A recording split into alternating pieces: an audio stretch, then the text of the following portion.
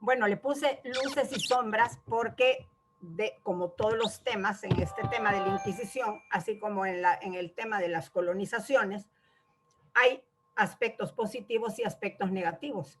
Ahora, lamentablemente, a pesar de que la historia trata de ser fidedigna y de tener pues buenas fuentes de información, desgraciadamente hay sucesos históricos que llegan a deformar la verdad y entonces aquello se convierte en una mentira repetida que llega a opacar la verdad.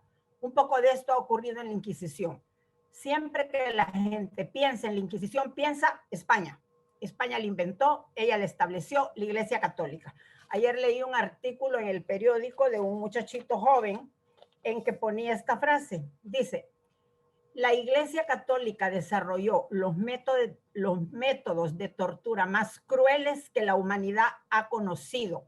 Un poco exagerado, porque se ve que este niño no ha leído nada de lo que hizo Hitler, nada de lo que hizo Stalin y todos los métodos de tortura que ya todos conocemos. ¿Ven? Entonces, es como tratar de poner en igualdad de condiciones dos circunstancias que fueron completamente distintas.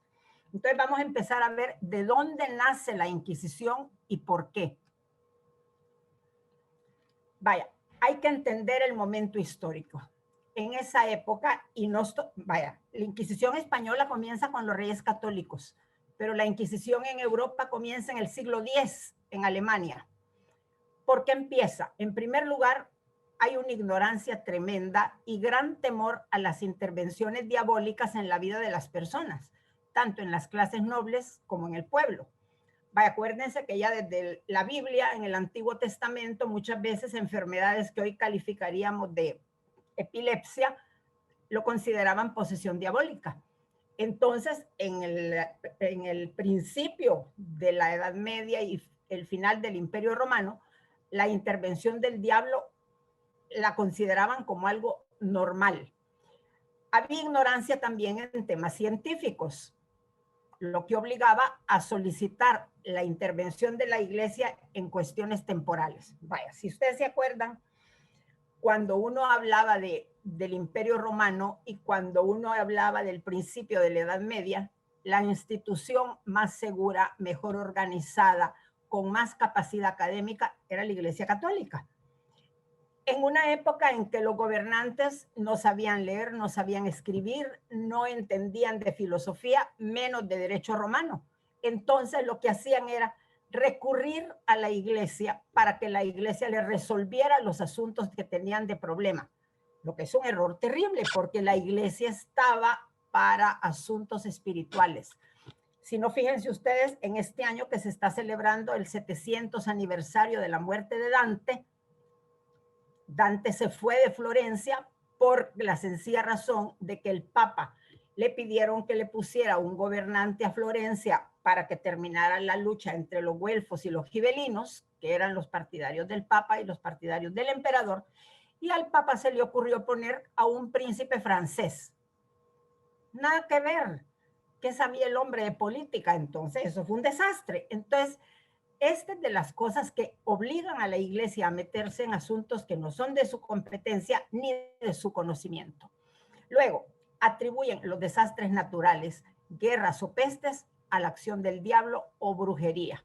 Vaya, eso lo vimos en todos los pueblos primitivos. Acuérdense que en América, los naturales, los pueblos originarios, un niño que nacía con labio leporino, un niño que nacía con una malformación, ya eso era una señal de que iba a venir una gran catástrofe, era una señal de los dioses o del diablo. Y por supuesto también ocurría que cuando había un terremoto, una peste, era el diablo o era brujería. Y entonces tenían que descubrir a qué se debía esa intervención del diablo. Lo consideraban como que era un castigo para alguien. Luego, había necesidad de castigar a los que fueran instrumentos del demonio con la pena de muerte en la hoguera. Es decir, empezaron a ver que había personas que por sus malas acciones, por su conducta desordenada, eran los que el demonio usaba para intervenir en los asuntos de los pueblos. Y por supuesto, a las que más les caía la culpabilidad eran las mujeres, porque hay bien poca estadística de hombres que fueran quemados en la hoguera por brujos. En cambio, de mujeres quemadas en la hoguera por brujas hay montones. Es más, les decían que estaban embrujadas porque habían tenido sexo con el diablo. Y luego consideraban las ejecuciones como una diversión, un triunfo de la justicia para castigar al culpable. Es decir, en el momento en que iba a haber una ejecución en la plaza, la gente compraba espacios para estar en el mejor lugar para observar, y era obligación que el rey y toda la corte estuvieran presentes en la ejecución. Aquello era un triunfo de la justicia. Vamos a ver cómo son las ejecuciones. Vamos a partir de la Edad Media hasta la Revolución Francesa. Fíjense que la Revolución Francesa fue antier, 1789. Y en ese momento, la Plaza de la Bastilla era como un gran escenario donde se sentaba toda la gente para esperar que aquellas largas líneas de carretas con los nobles y las monjas y los sacerdotes fueran pasando a la guillotina. Y en el libro de Historia en 2 ciudades, acuérdense que Charles Dickens cuenta que las mujeres hacían tejido para ir apuntando en las puntadas el número de cabezas que caían cada día. Así que la idea de asistir a una ejecución, aún en el siglo XVIII, pues era considerado una diversión. La pena de muerte, dice, era el castigo que se aplicaba para casi todos los delitos considerados graves. Viene la pregunta, ¿quién consideraba y cómo se medía la gravedad del delito? Eran delitos graves los que se llamaban crímenes de lesa majestad, traición al rey, intento de asesinato o derrocamiento del rey, engaño, falsedad y robo al rey y a todas las personas cercanas a su familia. Luego había delitos contra el pueblo, asesinatos, complicidad en crímenes de lesa majestad y sediciones. Sediciones significa una rebelión en contra de la autoridad constituida. Y luego los delitos menores, que eran pequeños hurtos que merecían torturas, azotes, marcas con hierros candentes, que muchas veces llevaban a la muerte al culpable. Y luego, como doble castigo, era la designación de un verdugo no experimentado, lo que aumentaba la crueldad de la ejecución. ¿Por qué? Porque al verdugo le tocaba cortarle la cabeza, y si no era muy experimentado, entonces necesitaba hasta 3 hachazos. Algunos caían en el hombro, otros caían en la cabeza. Entonces, eso aumentaba el dolor de la ejecución. Esto es muy interesante. Miren, cuando yo leí este libro, de veras que sentí que se me había abierto un mundo, porque esto no lo sabía yo ni por chiste. El obispo alemán Burkhard de Worms, en el siglo X, publicó este libro. En este libro, él denuncia como delito de brujería, es decir, él empieza a decir, lo que está escrito en este libro, esos son delitos de brujería de verdad. Pero definitivamente hay que distinguir. Entonces, él califica de delitos las pócimas abortivas, los filtros de amor causantes de impotencia, y las culpables eran quemadas. ¿Qué quiere decir eso de los filtros de amor? Miren, las mujeres consultaban a los brujos, y entonces los brujos les daban alguna preparación, y les pedían que le llevaran o un pedazo de ropa de la persona que ellos querían enamorar, o que le querían hacer un mal, y al mismo tiempo que le llevaran o un pañuelo empapado en sangre o de orina o alguna cosa así. Entonces, eso lo ocupaba la bruja para hacer una pócima que el hombre se tenía que tomar. Y un montón de veces los hombres, en vez de enamorarse de la tipa, lo que les pasaba era que se morían envenenados. Y luego, pues las pócimas abortivas, y muchas veces estos filtros de amor lo que causaban era impotencia. Entonces, esto es lo que el obispo en su libro considera como delitos de brujería. Y fíjense que no son muchos: pócimas abortivas y filtros de amor. Ahora, el obispo dice, son falsos pacto y sexo con el diablo. Eso no puede existir. Nadie puede tener sexo con el diablo. Y el pacto con el diablo es una cosa bien difícil de probar, Vaya, el famoso libro aquel de Goethe, Fausto, es el que nos presenta la historia de Fausto y su pacto con el diablo, ¿verdad? Y acuérdense aquel libro simpaticísimo que leímos del médico que hace pacto con el diablo para descubrir la cura del cáncer. Pero en realidad el pacto con el diablo es un absurdo. Luego, marcas en su cuerpo, una persona que nacía con un gran lunar o con alguna marca así como labio leporino, entonces consideraban que era que el diablo se los había hecho. Y decían que las mujeres que tenían pacto con el diablo y sexo con el diablo tenían la capacidad de volar para asistir en la noche a unas grandes orgías que ellos llamaban aquelarres y que todas llegaban vestidas de negro. Miren, hay un libro famoso de esta escritora, historiadora española que se llama Ángeles Irizarry, que se llama Las hijas de la luna roja. Entonces ahí cuenta que en el mes de abril o no sé qué mes hay una luna que es roja y que las que nacen entonces tienen facilidad de comunicarse con las brujas.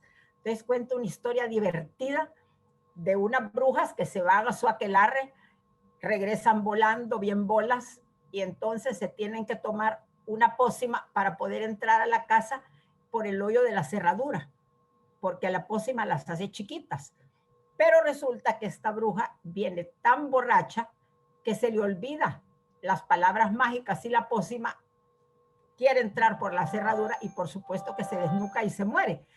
Pero piensen qué cosa tan absurda era lo que esta gente creía. Entonces el obispo en este libro les demuestra que todas esas cosas son falsas. Pero del siglo X al siglo XV pasó un montón de tiempo y aquí hay un caso terrible de la duquesa de Gloucester, Eleanor de Cobham, que fue decapitada y condenada por bruja. Y lo que ella era una mujer aficionada al estudio de las propiedades de las plantas medicinales que ella cultivaba en su jardín siguiendo las fases de la luna. Entonces dice que a veces esperaba que la luna estuviera en menguante, en creciente o en luna llena para sembrar, incluso hacía injertos, se levantaba en la noche para regar. Entonces, con todas esas cosas que a la gente no le parecían normales, ¿verdad? Entonces inventaron que era bruja, la capturaron, la condenaron y la decapitaron en 1450 en Londres, aunque era la esposa del duque de Gloucester. Piensan que no estamos hablando de cualquier bruja, ¿verdad? Sino que una mujer de alto nivel, no solo social, sino que además académico, porque era una mujer que había estudiado muchísimo de las propiedades de las plantas. ¿Cómo eran las ejecuciones? En Inglaterra, durante la Guerra de las Dos Rosas, acuérdense que es esa guerra que dura un montón de tiempo entre las casas de York y de Gloucester, representadas por la rosa blanca y la rosa roja, hubo cientos de ejecuciones, dice, a todos los Plantagenet que tenían más derecho al trono que la nueva dinastía Tudor. Es decir, el primer Tudor va a ser Enrique VII, papá de Enrique VIII, y claro, él llegaba por una rama medio bastarda y tenían mucho más derecho al trono los de las casas de York y de Gloucester. Pero Enrique Tudor se dedicó a matar y ejecutar a todos los que pertenecían a la dinastía Plantagenet. Enrique VII, Enrique VIII, María Tudor e Isabel I llevaron al cadalso a cientos de ingleses, nobles y del pueblo. ¿Por qué razón? En la época de Enrique VII, todos los Plantagenet. En la época de Enrique VIII, todos los que no quisieron firmar el acta de sucesión que desconocía su matrimonio con Catalina de Aragón. Luego María Tudor intenta restablecer el catolicismo y mata a todos los que no quieren, a todos los que han seguido a Enrique VIII. E Isabel I mata a todos los que todavía defienden la fe católica. O sea que es una época terrible de asesinatos. Curiosamente, a la única que se le reconoce como muy sangrienta es a María Tudor, ¿verdad? Bloody Mary. Pero tanto su hermana como su papá tuvieron la misma costumbre. Enrique VIII, dice, ejecutó a todos los que no quisieron reconocerle como jefe de la Iglesia de Inglaterra y desconocer su matrimonio con Catalina de Aragón. María Tudor, Bloody Mary, intentó volver al catolicismo, La llaman la sanguinaria, aunque su padre y su hermana realizaron más ejecuciones que ella en 5 años de reinado. Lógicamente, María Tudor solo reinó 5 años, en cambio, Enrique e Isabel sí tuvieron unos reinados muchísimo más largos. Uno de los casos increíbles de martirio por brujería es el de Juana de Arco. Acuérdense que en este tiempo, Juana de Arco Francia está bajo dominio inglés. Es una época en que la mitad de Francia pertenece a los ingleses. Entonces los ingleses tienen ahí como un representante, como un noble, que es el que gobierna en nombre del rey de Inglaterra. Y el legítimo rey francés, al que le queda solo un pedacito de territorio, está como acobardado, ya es mayor, dicen que no está muy bien de la cabeza, y entonces su hijo no puede ser coronado como su sucesor ni recibe el título de delfín al que tiene derecho como el heredero al trono. Entonces, cada vez más los ingleses van ganando territorio y ya prácticamente a Francia le queda una mínima parte de su territorio. Pero nadie tiene valor de comenzar una rebelión en contra de los ingleses para defender su territorio. Y en este momento aparece esta muchachita, Juana, joven campesina, dice, que a los 13 años recibe de Dios en voces de santas la orden de coronar como rey de Francia al delfín. Fíjense que esto suena, vaya, esto solo lo entiende uno desde el punto de vista sobrenatural. Una pobre muchachita que no sabía leer ni escribir, que vivía en una aldea perdidísima y que empieza a oír que le hablan Santa Margarita y Santa Catalina en nombre de Dios, diciéndole que tiene que dirigir un ejército para coronar al delfín como rey de Francia. Bueno, y sigue las voces que le dicen.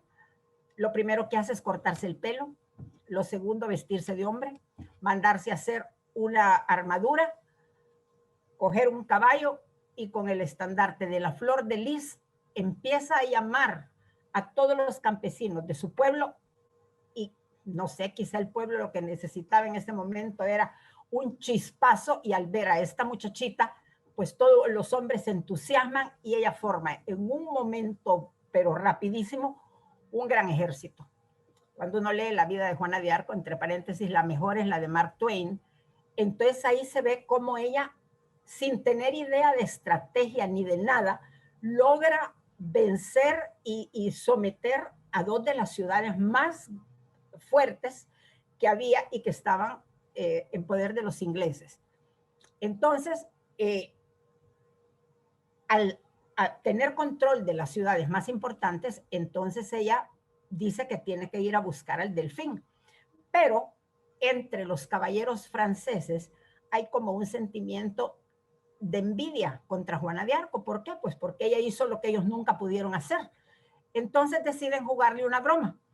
La van a llevar, les dice, al palacio donde se encuentra el delfín para que ella lo pueda conocer y rendirle pleitesía. Entonces Juana pues se prepara para llegar y ellos deciden jugarle una broma pesada para ponerle en ridículo. Hacen que el delfín se disfrace como uno de los campesinos que están en la entrada del palacio y ponen a cualquier persona sentada en el trono del delfín. Y en ese momento entra Juana de Arco por la puerta. Llega hasta adelante, frente al trono, mientras todos los otros se ríen. Se queda viendo a la persona, no hace ningún tipo de reverencia ni inclinación, sino da la vuelta, volteándole la espalda al que estaba sentado en el trono, lo que era inaudito. Había que caminar de retroceso ante la dignidad real. Ella vuelta la espalda y se dirige al campesino, que es el delfín. Se pone de rodillas enfrente de él, le presenta su espada y le dice: estoy decidida a llevarlo a la catedral de Reims para coronarlo como delfín de Francia. Por supuesto que esto logra para ella pues muchísima más confianza de lo que todos le habían tenido antes. Pero, aquí ve el pero, muchos de los franceses no están de acuerdo con volver a tener un gobernante francés, desconfían de la capacidad del delfín para gobernar y entonces piensan que para sus negocios es mucho más productivo seguir bajo el dominio de los ingleses.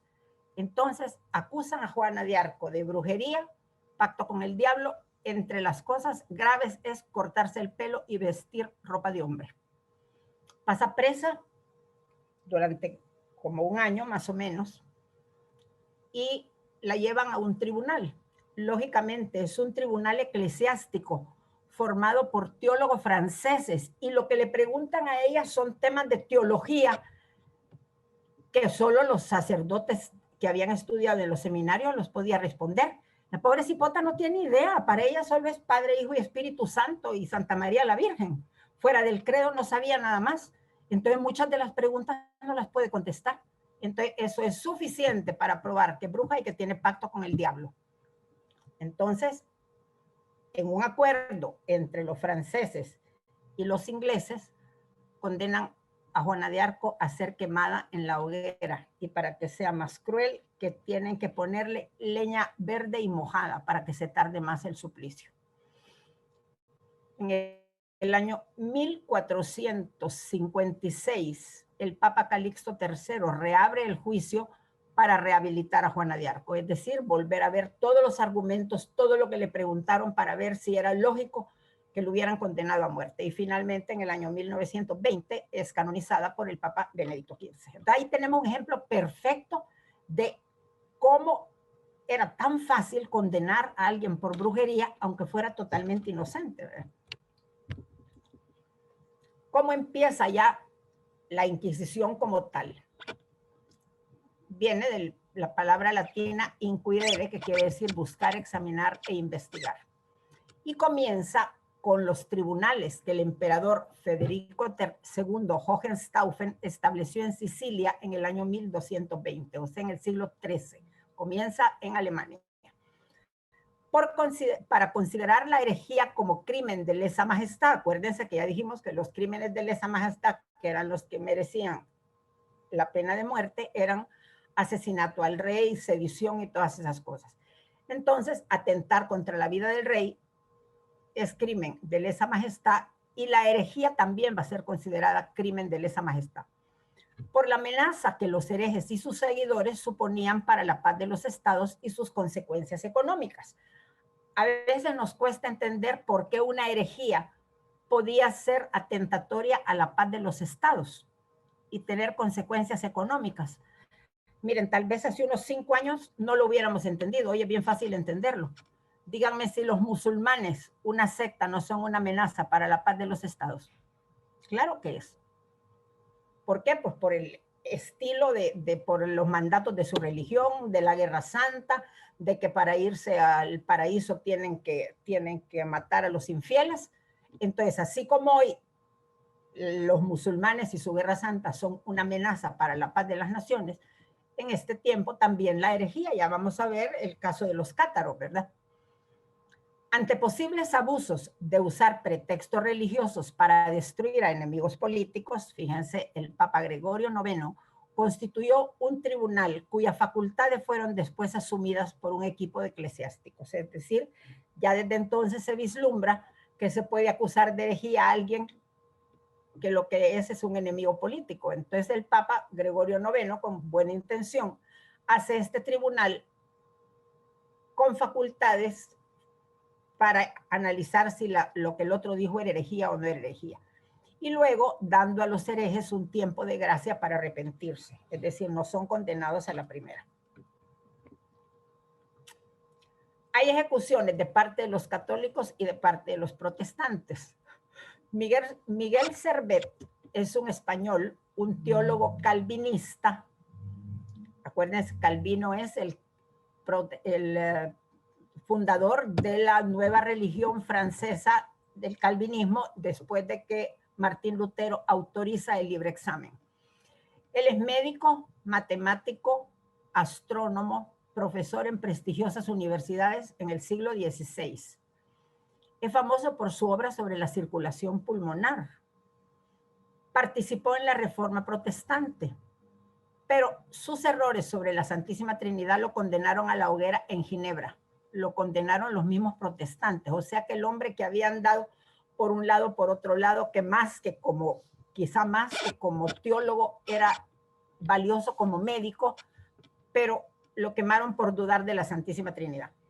Y luego, pues una de las pruebas más dramáticas es en el siglo XVII, ya en América, los juicios puritanos celebrados en Massachusetts, que ejecutaron a 300 mujeres acusadas de brujería, que lo vemos en el libro de las brujas de Salem, de Arthur Miller, que se llama The Crucible en inglés, y el otro libro de Scarlet Letter de Nathaniel Hawthorne, donde cuenta de esta mujer que porque tiene un hijo de un hombre que no es su marido, la condena no a muerte porque está embarazada, pero al salir de la cárcel ya con su bebé, ella tiene que ir por todo el pueblo con una letra roja en el pecho escrita, que quiere decir adúltera, y tocando una campanita para que toda la gente salga a verla. Miren, uno de los libros más extraordinarios para entender esto de los juicios en Massachusetts es Las brujas de Salem. Es increíble cómo condenaron a las muchachitas a la hoguera acusándolas de haber bailado en el bosque, porque ya bailar para los puritanos era delito, pero encima las acusaban de haber bailado con el diablo y las someten a un juicio tremendo en el que los mismos pastores que las están juzgando han cometido una serie de barbaridades que son apañadas por sus esposas, es decir, todos han sido adúlteros, se han metido con las empleadas, con las vecinas, pero las esposas dicen que han sido fieles porque saben que el castigo por adulterio es la muerte y ellas no se quieren quedar viudas. O sea que es una historia de lo más controvertida, pero muy interesante.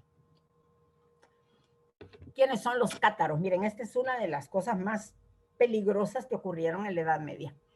Es una secta que se extendió en el sur de Francia, en la región de la Occitania, basada en el agnosticismo y en el maniqueísmo. ¿Qué quiere decir eso? En primer lugar, estaba liderada por los nobles. ¿Por qué? Porque los nobles se pusieron en rebeldía contra la iglesia porque la iglesia no les autorizaba matrimonios entre parientes muy cercanos, no aceptaba el divorcio ni la nulidad de los matrimonios y además ellos pretendían no dividir el matrimonio del patrimonio y apoyados por el pueblo. Es decir, a estos nobles les molestaba mucho el hecho de que, según la ley feudal, el mayorazgo era el que heredaba todo. Al segundo no le quedaba nada y tenía que hacerse obispo o algo así para poder vivir bien. Luego, también los cátaros lo llaman albigenses, es lo mismo, por ser los propietarios del castillo de Albi en el sur de Francia, que son poderosos miembros de la secta.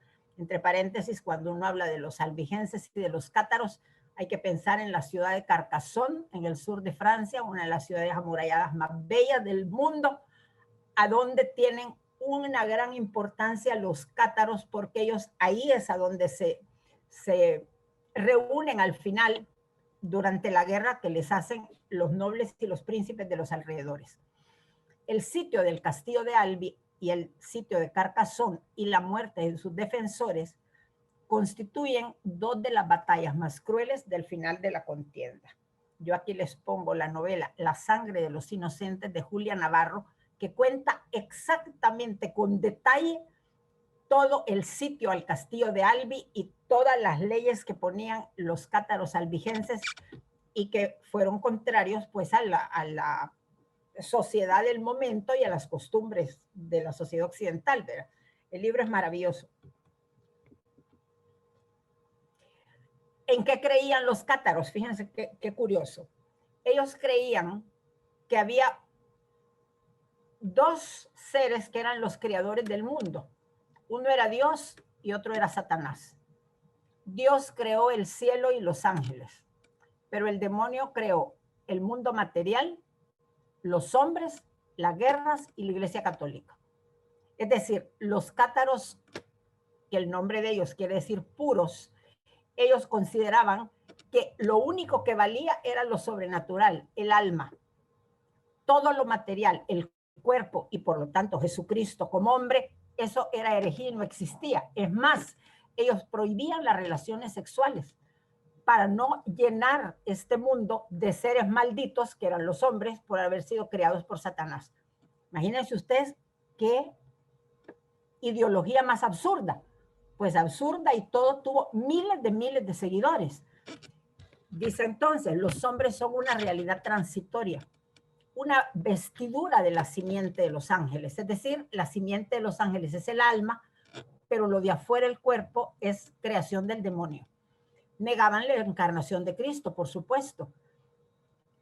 Cristo debía considerarse como una aparición nada más para enseñar el camino hacia Dios. Y la humanidad de Cristo y la realidad terrena de la iglesia, es decir, el hecho de que hombres de carne y hueso fuéramos los miembros de la iglesia, eran ya herramientas de corrupción, porque estábamos creados por el diablo. Cátaro quiere decir albos, puros. Consideraban que el pecado se produjo en el cielo y se perpetuó en el cuerpo del hombre. Rechazan las relaciones sexuales por el riesgo de traer un alma pura al mundo material para encerrarla en un cuerpo y privarla del paraíso. Es decir, en el momento en que esta alma espiritual creada por Dios entraba en un cuerpo, ya no tenía salvación y no podía entrar al paraíso. Rechazaban el bautismo porque el agua era material, se podía tocar. Practicaban el ascetismo extremo, eran vegetarianos, pobres, castos, sin propiedades, y se llamaban perfectos. Ellos eran seguidores radicales del evangelio y se consideraban sucesores de los apóstoles y facultados para anular los pecados.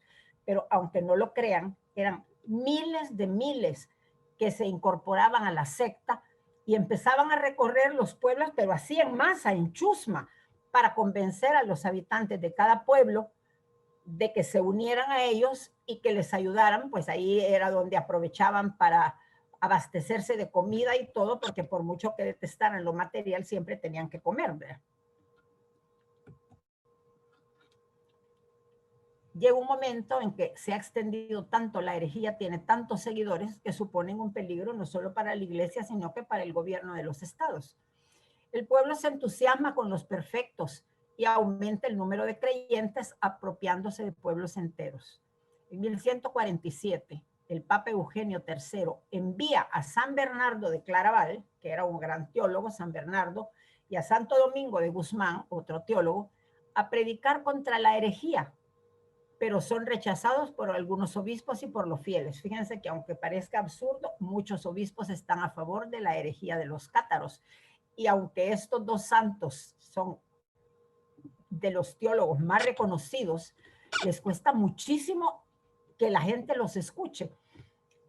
Les voy a contar que cuando fui a Carcassonne, entré en la iglesia y lo que más me llamó la atención es que hay una placa que dice: la Semana Santa del año 1200, no sé cuántos, fue predicada en esta iglesia por Santo Domingo de Guzmán.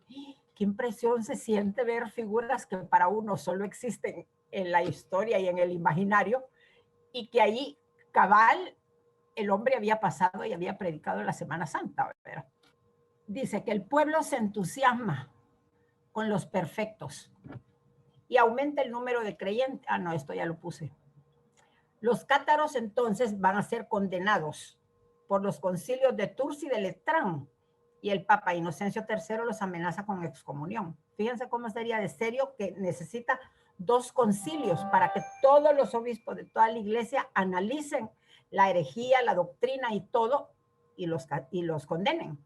El Papa entonces llama una cruzada a los reyes de Aragón y de Francia, iniciándose una guerra civil. Es decir, hay que atacar, ya que no se pueden atacar de la manera espiritual por convencimiento, hay que atacarlos por medio de las armas. Entonces los reyes de Aragón y de Francia se unen para comenzar esta lucha, que ellos lo ven como una cruzada, es decir, que tiene como características de defensa de la fe, y nombra a Simón de Montfort para dirigir los ejércitos. Miren, estas son 2 pinturas. En la primera dice: Santo Domingo quema los libros de los albigenses, y en la segunda es la expulsión de los cátaros de Carcassonne. Si se dan cuenta, van desnudos. ¿Pero por qué? Porque todo lo que fuera material, como la ropa y otras cosas, ellos no lo podían usar porque los corrompía. Entonces, estas pinturas, que evidentemente, sobre todo la de los cátaros chulones, es de características eminentemente medievales, ¿verdad? Fíjense cómo es la figura de las personas ahí. Entonces va a comenzar lo que se llamó el Santo Oficio. El tribunal es un tribunal episcopal establecido en España en 1242 que seguía procedimientos judiciales ante sospechas de herejía. Pretendía castigar la herejía y lograr una renovación espiritual. Realizó importantes reformas impulsadas por la Iglesia en instituciones religiosas y en gobernantes. Lógicamente, había muchísimos abusos en instituciones religiosas porque acuérdense que, como dije antes, el segundón de la familia no tenía derecho a herencia, entonces optaba por hacerse sacerdote, después lo nombraban obispo, y los obispos eran como reyes en su diócesis, tenían territorio, cobraban impuestos, etcétera, etcétera. Pero eso trae consigo un relajamiento de costumbres, y ahí es a donde vemos que el obispo pues además tenía hijos y bueno. Fue una época muy difícil para la Iglesia y para Europa por las reformas. En este momento aparece Martín Lutero y el surgimiento de las iglesias reformadas. Es decir, ya no hay una sola unidad para defender la Iglesia, sino que existen ya las iglesias reformadas. En Alemania Martín Lutero, en Escocia John Knox, en Francia Calvino, en Suiza Uldarico Zwinglio y así por el estilo. Y entonces ocurre en ese momento también el cisma de Aviñón y los concilios que buscan unir al papado. ¿Cuál es el cisma de Aviñón? Otro día vamos a platicar sobre él porque es muy interesante. Es una lucha que comienza por el deseo del rey de Francia, que es Felipe IV el Hermoso, de que los papas tengan que ser franceses. Entonces él hace toda clase de marufadas, incluso incluso nombrar él una gran mayoría de obispos franceses para que el concilio elija un papa francés. Pero entonces los italianos tienen aparte su concilio y entonces llega un momento en que hay dos papas, uno en Aviñón y otro en Roma. Tarda muchísimos años porque aparece un tercer papa. Cada uno de los papas elige a su sucesor en concilios que son falsos. En fin, todo ese desastre. Y para terminar de componer en este siglo, comienzan las guerras de religión, es decir, guerras de los católicos contra los protestantes, sobre todo en Francia. Bueno, en Alemania ha comenzado por la rebelión de los campesinos, que ellos esperaban que la reforma de Martín Lutero, la reforma religiosa, les iba a ayudar a ellos en sus exigencias contra el maltrato de los nobles. Al darse cuenta de que no es así, los campesinos empiezan una guerra contra los nobles que causa muchísimo daño al país.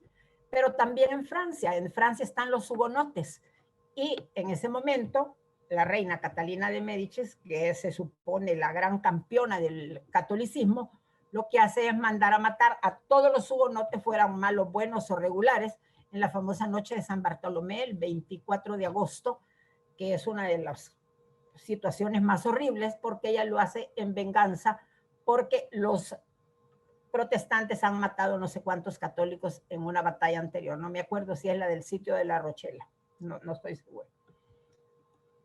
Comienza entonces la Inquisición en España. Fíjense que va pasando como de ciudad en ciudad. Empezó en Alemania y hoy ya llegamos a España. Durante el reinado de los reyes católicos, el Santo Oficio se transforma y pasa a ser controlado por los reyes. Es decir, deja de ser un tribunal religioso y se convierte en un tribunal civil. El Papa faculta a los reyes a elegir a los inquisidores, es decir, los teólogos que son los que van a analizar la culpabilidad o inocencia de los herejes, y van a ser elegidos, dice, entre clérigos de reconocida ciencia y virtud. El control religioso les permitía resolver los serios problemas generados entre judíos y cristianos. Acuérdense, vaya, no es que la persecución a los judíos haya empezado con los reyes católicos, no. También hay un libro fantástico, pero no me acuerdo si es de la Julia Navarro, a donde sale la primera, sí, es de la Julia Navarro, y se llama La casta maldita, a donde habla de una de las expulsiones de los judíos de España desde Toledo y Andalucía aproximadamente en el siglo XII, 300 años antes de los Reyes Católicos. Y entonces ahí explica cómo los judíos españoles, una parte se fueron a Alemania y otra parte se fueron a Holanda, y los que se fueron a Holanda fueron los que cambiaron todo su capital por diamantes. Ahí comienza el mercado de los diamantes en Holanda. Entonces, el control religioso, dice, les permitía resolver los problemas generados entre los judíos y los cristianos y seguir con la reconquista para expulsar a los musulmanes. El tribunal eclesiástico juzgaba los actos contra la fe. El poder civil ejecutaba la sentencia. Fíjense que aquí vamos a la diferencia. El tribunal eclesiástico, la Santa Inquisición, juzgaba los actos contra la fe, pero quien ejecutaba la sentencia era el poder civil, no era la iglesia, que es lo que se dice, es que la iglesia los torturaba, es que no es cierto, que los torturaba el poder civil, lo que no era una cosa muy extraordinaria, ¿no? Torturar ha sido una costumbre que todavía existe, se vive en muchos países del mundo. Y el uso de la tortura, dice, para obtener confesiones era un procedimiento natural en la época, que lamentablemente sigue existiendo, ¿verdad? ¿Cómo comienzan los problemas con los judíos? Siempre he considerado, porque mucha gente se lo pregunta, ¿por qué razón echan a los judíos de todos lados? ¿Por qué razón les echan la culpa de un montón de cosas? ¿Por qué? Miren, la conclusión a la que yo he llegado es la más fácil, por motivos económicos.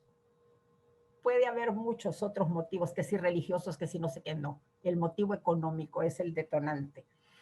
Los judíos controlan y manejan la banca y las casas de cambio y poseen grandes riquezas y propiedades. La iglesia no permitía el cobro de intereses por préstamo y condenaba la usura. Entonces, lógicamente, nadie quería prestar dinero sin cobrar interés y la iglesia no lo permitía. Entonces, los judíos, que ellos no tenían por qué obedecer a la iglesia, ellos establecieron la banca y cobraban interés, y entonces así generaron pues mucha riqueza, tenían propiedades, eran muy inteligentes en la administración. Entonces, aquí pasa un suceso un poco curioso. Los reyes de España comienzan a tener en sus gobiernos muchos judíos para que administraran la banca, las finanzas, Ministerio de Hacienda, etcétera, etcétera. Y al mismo tiempo, desde la época de Alfonso X el Sabio, los musulmanes son los que participan también en las cortes españolas como médicos, como físicos, como matemáticos, etcétera, etcétera. O sea que hay como una unión. En algunos casos los reyes piden que los que tengan cargos en la corte tienen que convertirse al cristianismo. Muchos se convierten sinceramente, muchos no. Muchos lo hacen únicamente para conseguir el puesto. Entonces dice, son conversiones de conveniencia que pretenden cumplir con la ley de Dios, pero mantienen sus ritos y tradiciones. Entonces comienza a haber una serie de dificultades entre la comunidad judía y los cristianos. Empiezan las calumnias, que los judíos en sus sacrificios y en sus oraciones desangraban niños para beber su sangre y un montón de cosas, y entonces levantan al pueblo ignorante, le hacen creer todas estas cosas, y por eso vienen revueltas serias, quema en las juderías y crueles asesinatos. Y todo termina con la expulsión de los judíos en el año 1492, el mismo año de la toma de Granada y del descubrimiento de América. El caso de Galileo, este es uno de los casos más discutidos, que la mentira ha sobrevivido a la verdad. Y esto uno lo escucha en gente culta. A Galileo lo quemó la Inquisición porque él decía que la Tierra se movía. En 1633, Galileo afirma que el centro del sistema es el Sol y la Tierra y todos los planetas giran alrededor. El tribunal eclesiástico no aceptó una teoría que no podía probarse y tenía errores. Pues, pero imagínense, ¿por qué tenía que ser un tribunal eclesiástico el que determinara si la Tierra de verdad estaba quieta o se movía alrededor del Sol? No, es que es idiota, pero como les decía antes, consideraban que la iglesia tenía que saber de todo, hasta de astronomía, y lógicamente no había una prueba científica. Hasta en el año 1748, como 300 años después, se probó definitivamente, y hasta el año 1851 se probaron las leyes de gravedad y de la rotación de la Tierra. ¿Cuál fue la condena a Galileo? Porque claro que lo condenaron, porque la teoría vigente era la de Copérnico, que decía que el Sol era el que giraba y la Tierra estaba fija. Pero la condena fue arresto domiciliario en la villa de Medici y rezo diario de 7 salmos penitenciales. Esa fue la condena de Galileo. Él siguió escribiendo, siguió investigando y enseñando en la universidad hasta su muerte en 1642. La creencia general fue quemado vivo y sometido a severas torturas por la Inquisición. Y al final del juicio pronunció la conocida frase, y sin embargo se mueve. La frase dice, fue inventada por el periodista Giuseppe Baretti en Londres en el año 1757. Es decir, este periodista hizo una historia de cómo había sido el juicio de Galileo y entonces él decidió que lo más interesante era que él hubiera pronunciado esta frase, cosa que dice que él nunca dijo. Esta es una pintura preciosa, me encanta. Galileo ante el Santo Oficio, ahí está, del tribunal, etcétera. ¿Y qué es la leyenda negra? Esto es muy interesante. La leyenda negra afirma que la Inquisición fue una institución de la Iglesia Católica que existió en España. Desaparecen todas las ejecuciones de Alemania, de Francia, de Inglaterra. Según esta leyenda, con lujo de crueldad, ejecutó en la hoguera a miles de personas, muchos de ellos inocentes, acusándolas de herejía, exagerando el número hasta 300,000. Una vez leí algo que decía que si 300,000 habían sido ejecutados por la Inquisición, tocaba como a 1,000 ejecuciones diarias. Consideraba, según esta leyenda, que los consideraba herejes a los judíos, a los musulmanes y a miembros de las iglesias reformadas. No permitía el ingreso a su territorio a miembros de estas iglesias.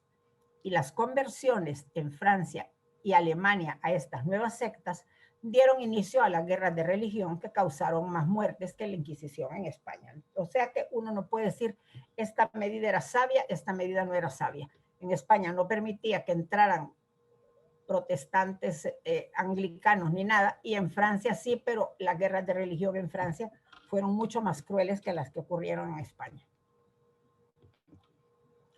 ¿Cómo empieza la leyenda negra contra la Inquisición española? Bueno, acuérdense ustedes que siempre tenemos un motivo económico y político. España en ese momento es la dueña del mundo.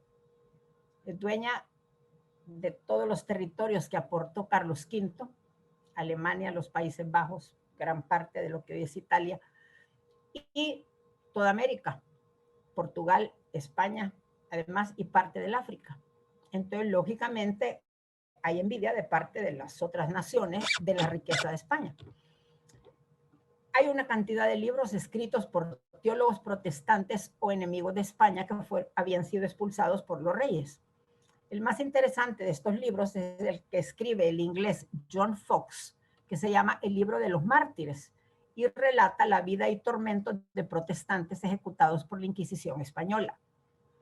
Otro libro escrito por Antonio del Corro, Algunas artes de la Santa Inquisición española. Había sido monje jerónimo, era sevillano, luego se hace luterano, luego calvinista, luego anglicano, pero este libro escrito por él es difundido por todas las iglesias reformadas porque les conviene pues poner en mal a España, que sigue siendo católica. Es el único país que no acepta la religión de Lutero. Y luego este personaje, Antonio Pérez, que me imagino que tal vez lo han oído nombrar, él había sido secretario de Felipe II, tenía mucho poder, pero fue expulsado por mala administración, porque el rey le probó que le estaba robando. Él va y se exilia en Francia, y entonces ahí lógicamente es aceptado por los reyes, que lo impulsan a escribir todo lo que él pueda escribir en contra de España y de su monarquía. Casa de brujas en el siglo XVII.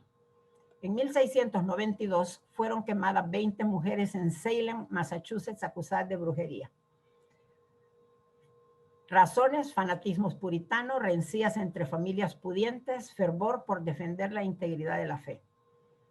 Rigor en la práctica religiosa. Miren, nunca en la Iglesia Católica ha habido tanto rigor y tanta exigencia y tanto fanatismo como el que existió en las comunidades puritanas de las primeras colonias en Estados Unidos. Era prohibido bailar, controlaban la asistencia a la iglesia, es decir, tomaban asistencia, y el que aparecía que 3 domingos seguidos no había acusado a la iglesia era condenado a unas penas que llegaban hasta los azotes, una censura tremenda de libros. Entre 200 y 300 juicios con testigos declarando alucinaciones de los acusados y sus familias. Los acusaban de que habían tenido sueños, que el sueño era el resultado del acto sexual con el diablo.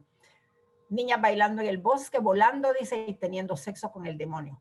Un tribunal religioso los juzgaba y condenaba a los acusados. Esto pasó en pleno siglo XVII. Los casos más famosos, pues ahí algo se los comenté, la letra escarlata, la historia de una mujer condenada por adulterio, embarazada, encarcelada, da luz y es liberada, pero debe llevar de por vida una roja en el pecho, anunciando su presencia con campana para no contaminar a los vecinos. Y luego las brujas de Salem, que en inglés se llama The Crucible, que quiere decir el crisol, escrito por Arthur Miller, el que fue marido de la Marilyn Monroe. El juicio de 2 niñas acusadas de pacto con el demonio por bailar en el bosque. Y esta es una historia real que ha sido documentada. En el juicio, dice, se descubren adulterios y engaños entre los más fanáticos puritanos, dirigentes de la iglesia, intereses económicos y sus mujeres encubriéndolos para salvarlos, cabal, como los maridos que eran pastores, si habían cometido también adulterio, las esposas testificaban que eso no era cierto, para que no los condenaran a muerte. Vaya, termino con un párrafo que no resistí la tentación de copiarlo, porque es quizá uno de los razonamientos más objetivos sobre todos estos casos de la Inquisición. Dice: hacer caso de este escrito por Leo Moulin, que es profesor de Historia y Sociología de la Universidad de Bruselas. Él no es católico, no es ni siquiera cristiano, es agnóstico, es ateo y ha sido masón. Dice: hacer caso de este viejo incrédulo que sabe lo que dice. La obra maestra de la propaganda anticristiana es haber logrado crear en los cristianos y sobre todo en los católicos la inquietud y la vergüenza por su propia historia. A fuerza de insistir desde la Reforma Protestante hasta nuestros días, han conseguido convenceros de que la Iglesia Católica es responsable de casi todos los males del mundo. No ha habido problema, error o sufrimiento histórico que no se le haya imputado.